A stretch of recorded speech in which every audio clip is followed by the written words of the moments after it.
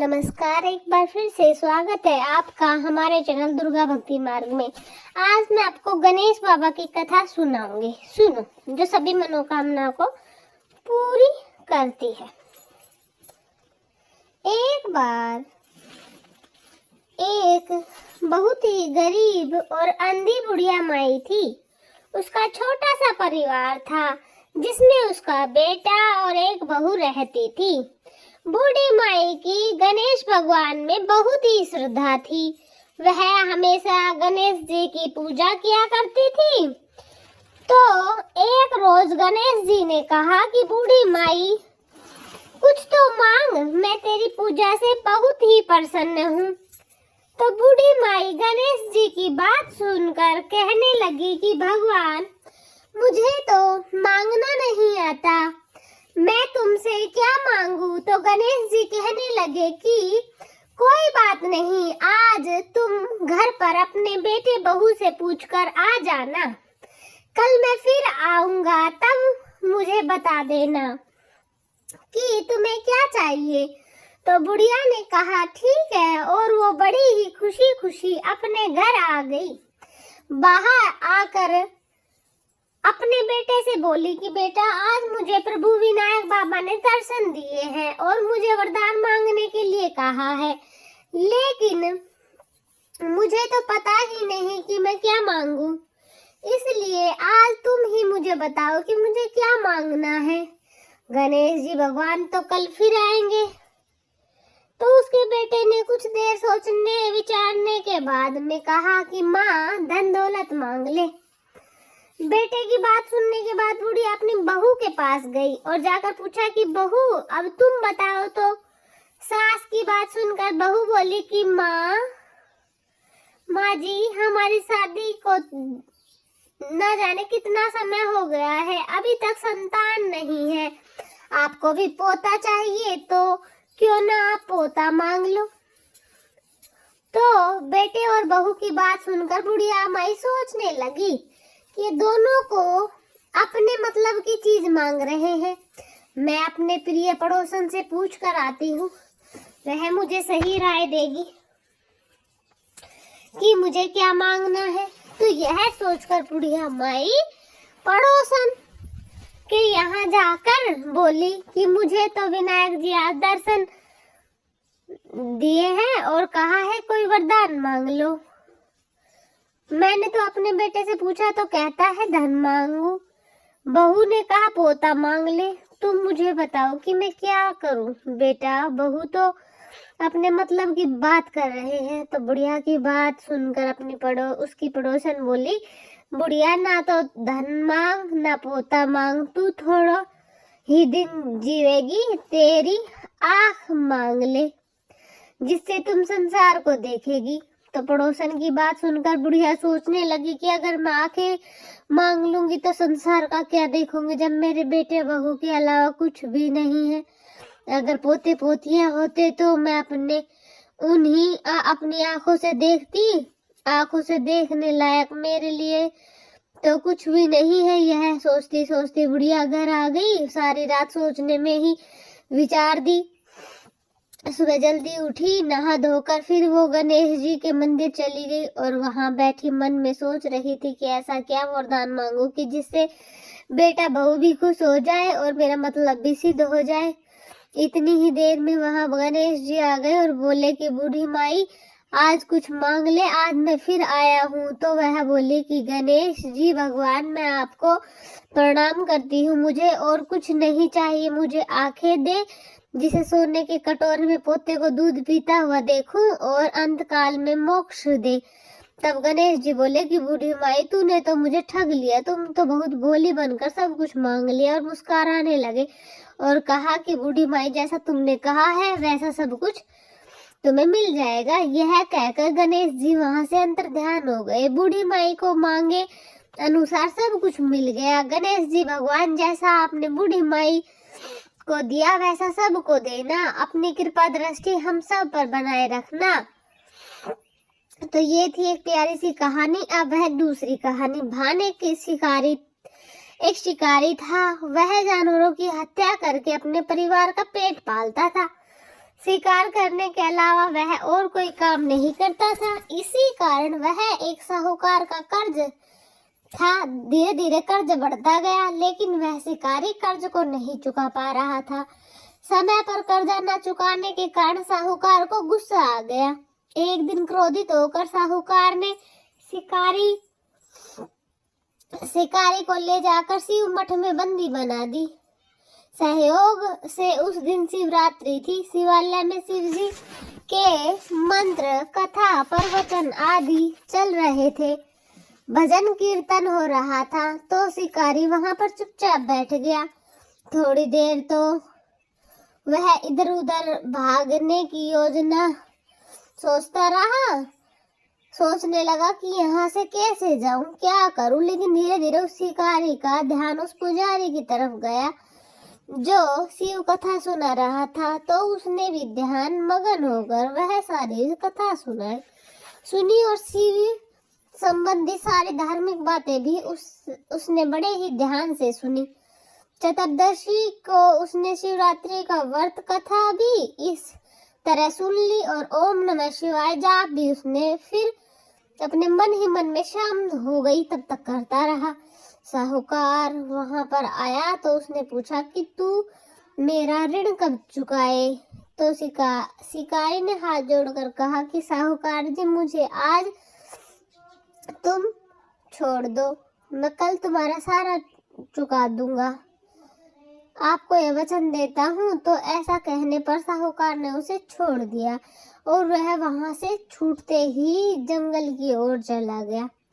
वह तो अपनी दिनचर्या की भांति जंगल में शिकार के लिए निकला था, लेकिन दिन भर बंदी गृह में रहने के कारण वह भूख प्यास से व्याकुल था। शिकार खोजता रहा, खोजता खोजता बहुत दूर निकल गया, लेकिन उसे कोई शिकार नहीं मिला। वह बुरी तरह से थक चुका था। जब अंधेरा हो गया तो उसने विचार किया कि आज जो पूरी रात जंगल में ही बितानी पड़ी, तो वह ऐसा सोचकर वहीं जंगल में एक तालाब के किनारे एक बेल वृक्ष था, उसी पर चढ़कर रात बीतने का इंतजार करने लगा। उसी पेड़ के नीचे एक शिवलिंग था जो बेलपत्रों से ढका हुआ था। शिकारी को उस बात का पता नहीं था। पड़ाव बनाते समय उसने जो टहनियां काटी थी वह सहयोग से शिवलिंग पर गिर गई।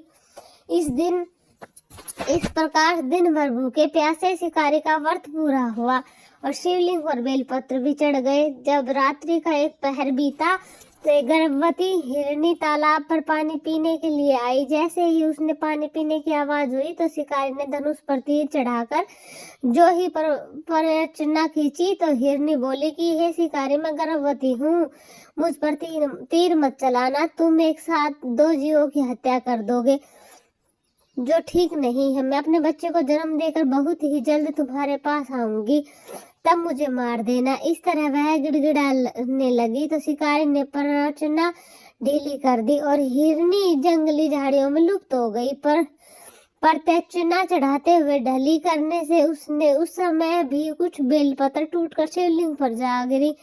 इस तरह अनजाने में ही उसके प्रथम पैर की पूजा भी हो गई। थोड़ी ही देर बाद एक हिरनी वहां पर आ गई तो उसने देखकर शिकारी अब बहुत ही खुश हुआ। जैसे ही वह नजदीक आई तो उसने फिर धनुष पर बाण चढ़ाया। तब उसने देखकर हिरनी ने बड़ी ही विनम्रता पूर्वक निवेदन किया कि यह शिकारी, मैं थोड़ी ही देर पहले ऋतु से निवृत्त हुई हूँ, कामातुर रहती हूँ, अपने प्रिय की खोज में भटक रही हूँ। मैं अपने पति से मिलकर शीघ्र ही तुम्हारे पास जाऊंगी, तुम मुझे छोड़ दो, मैं तुम्हें वचन देती हूँ कि मैं तुम्हारे पास आऊंगी। तो शिकारी ने उसे भी जाने दिया। तो बाद में शिकार को खोज कर उसका माथा ठनका। वह चिंता में पड़ गया कि आज क्या बात हो गई मुझे, जो मैं इस तरह हाथ में आए हुए शिकार को जाने दे रहा हूँ। इसी तरह रात्रि का आखिरी पहर बीत रहा था तो शिकारी ने सोचा कि अब की बार कोई भी शिकार आए मैं जाने नहीं दूंगा। इस तरह शिकारी के 2 पहर की पूजा बड़ी ही विधि पूर्वक संपन्न हो गई थी। तभी तीसरा पहर बीतने वाला ही था कि अन्य हिरणी अपने बच्चों के साथ वहां से निकली। शिकारी के लिए तो यह बहुत सुनहरा अवसर था, तो उसने जल्दी से धनुष पर तीर चढ़ाया और वह तीर छोड़ने ही वाला था कि हिरनी देखकर बोले कि हे शिकारी, मैं इन बच्चों को इनके पिता के हवाले करके इस समय तुम मुझे मत मारो, मैं तुम्हें वचन देती हूँ कि मैं लौट कर आऊंगी। तो हिरनी की बात सुनकर शिकारी हंसने लगा और बोला कि सामने आए शिकार को छोड़ दो, मैं ऐसा मूर्ख नहीं हूँ, मैं तुमसे पहले भी 2 बार अपना शिकार खो चुका हूँ।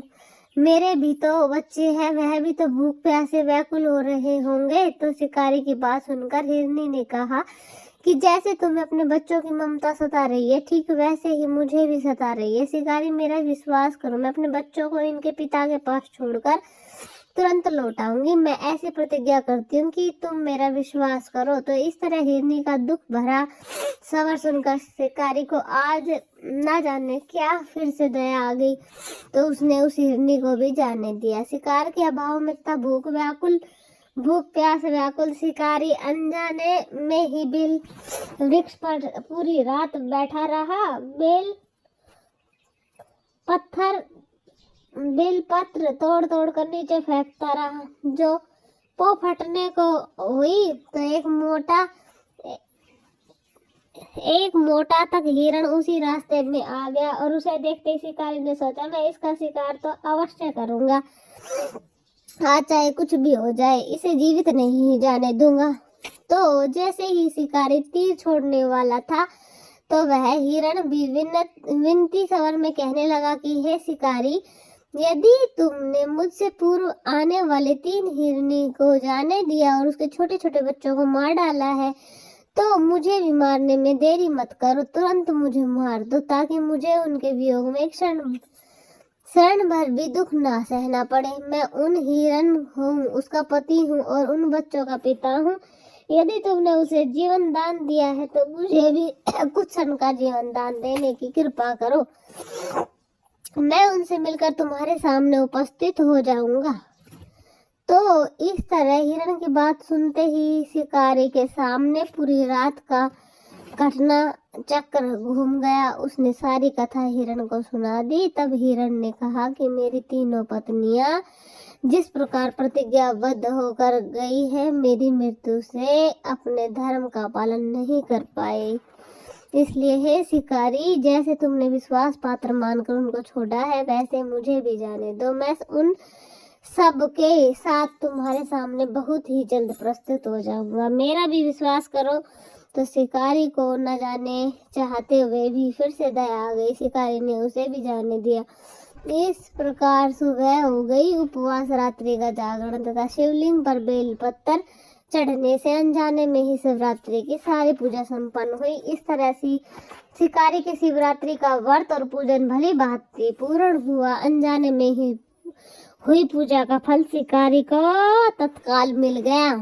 शिकारी का हिंसक हृदय भगवान भोलेनाथ की कृपा से निर्मल हो गया, उसमें भगवत शक्ति का वास हो गया। थोड़ी ही देर बाद में वह देखता है कि वह हिरण सह परिवार शिकारी के सामने उपस्थित हो गया है ताकि वह उनका शिकार कर सके। परंतु जंगली पशुओं की ऐसी सत्यता को देखकर शिकारी का हृदय पिघलाया। उसे बड़ी ही शर्मिंदगी महसूस हुई कि जंगली जानवर होकर भी अपने वचन के कितने पक्के हैं और कितने प्रेम भाव है इनमें, जो उसने पूरे हिरण परिवार को जीवन दान दे दिया।